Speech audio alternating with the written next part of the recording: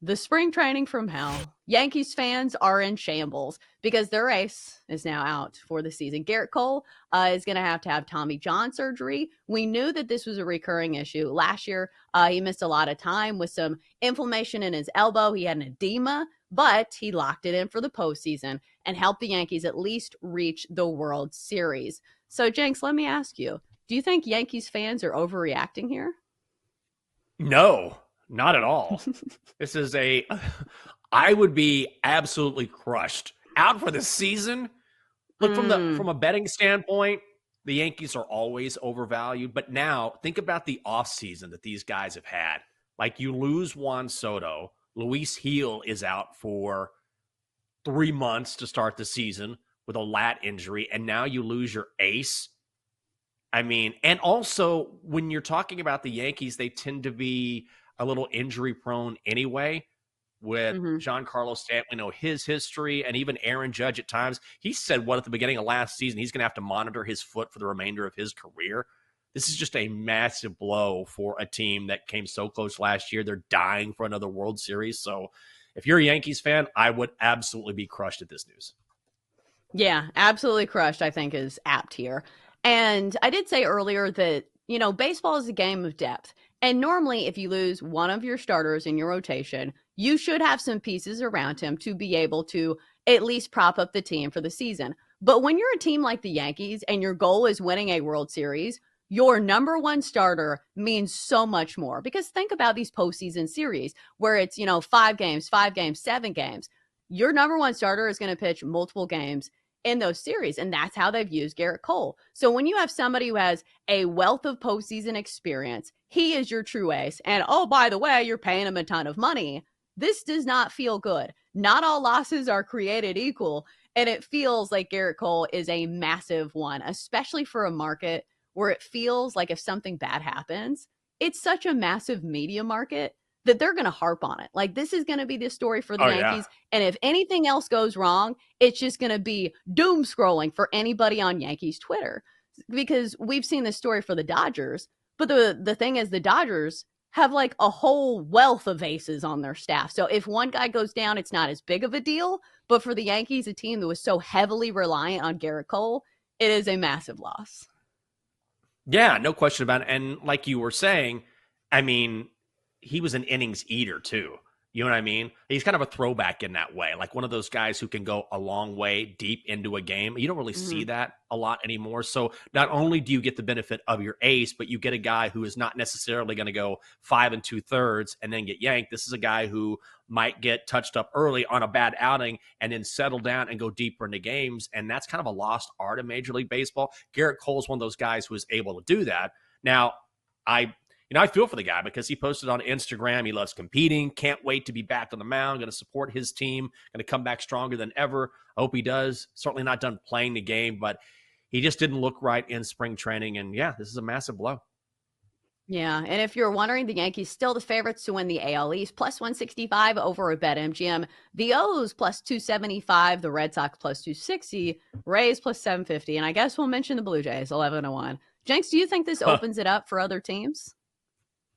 Yeah, I think it has to.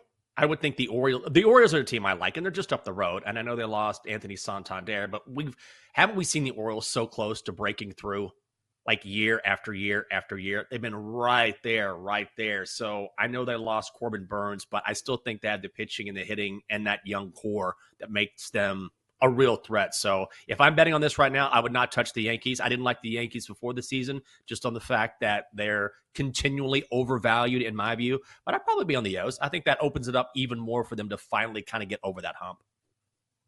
I think for the Orioles, maybe it'd be a good regular season bet because their lineup's still going to be really good. But I do have questions about their rotation when it comes to the postseason because this is what we've seen. It's been a young team, and they've struggled when it comes to the postseason.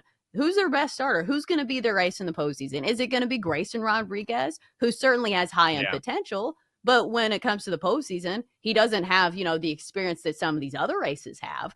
But as far as the AL East, I feel like it kind of opens things up maybe for the Red Sox. I'm not huge on that team either, but I feel like for me, this is more a play on another team in the American League. I know a lot of people like the Rangers, but the Yankees do feel like, maybe they've lost some of the luster of last year. So we'll see if they can rebound from this, because I will say they do have some other good starters. They have Carlos Rodon. Marcus Stroman enters the mix as a starter, just exactly as you wanted. But I think it's more on the postseason for me. Like, I think the Yankees can still win a lot of games because they have a good lineup as well. It's just in the postseason, when you lose somebody like that, like, that's a massive blow. Like I said, when you lose somebody who has all of the postseason experience that Gerrit Cole had, like, that's a big, big issue. It's wild to me how bad the Blue Jays are. Jenks, do you remember the days when, people would pick the Blue Jays as like one of their like long shot plays to win the World Series? How are they so bad? I don't know. I don't think they're managing things the right way, honestly. Because and I know that the whole Vladdy Guerrero contract situation has been a thing during the offseason, but if you listen to him, there was this assumption that he was asking for Juan Soto money, and that's why the Blue Jays wouldn't pay him. But they've said, or he said, he's come out and said, listen, I was not asking for that money at all. In fact, I was asking for hundreds of millions of dollars less, or tens of millions of dollars less. And that's a big discrepancy there. But he was saying, I wasn't asking for that type of money. They just weren't willing to pay it. And ultimately, if you're not willing to pay a generational player like that, who isn't asking for the type of money you assume, then I think it sort of speaks to the direction that you want to go, or maybe your commitment or lack thereof to your franchise, because they need to pay the guy. Yeah, and he deserves it, and he's young, and he hits bombs, so I would want to pay him and keep him in Toronto. As for the rotation, it's looking like this: Kevin Gausman, Jose Barrios, Chris Bassett, Max Scherzer. Jenks, I know you're a big Max Scherzer guy. Do you think he has any gas left in the tank for another season for Toronto? I mean, I want to believe it, but, I love Mad Max. Won a World Series here in DC. He's awesome. But at some point, time catches up with you. I'm sure, I feel like he'll be, he'll have an outing or two from time to time that is good, and he'll throw it back a little bit. But ultimately, he's kind of getting long in the tooth, He's a man. He's 40. He's a clean 40 Right. this year. I will say this: it feels like athletes, and especially pitchers, have found ways that even if their fastball isn't as sharp, they're technicians. Like, the strategy is still there, and they find other ways to strike people out. And we know, if anybody's a competitor, it's Max Scherzer, like one of the top 5 psychos still in Major League Baseball. Like, I'm still going to put some respect on that name until he proves otherwise. We haven't talked about the Rays, and for a good reason. They're not even playing at their own field. They're playing at the Yankees spring training facility in Tampa.